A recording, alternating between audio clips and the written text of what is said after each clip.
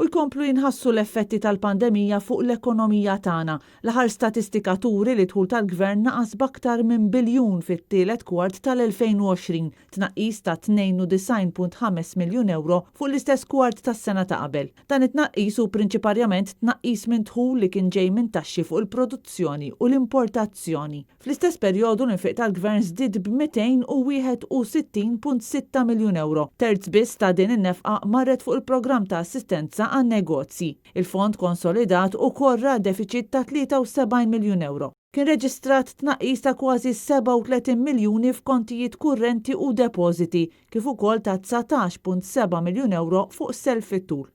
Fl-aħħar ta' Settembru, id-dejn tal-Gvern kien ta' aktar minn 6.7 biljun euro, żieda ta' kważi 1193 miljun euro fuq l-istess perjodu tal-2019.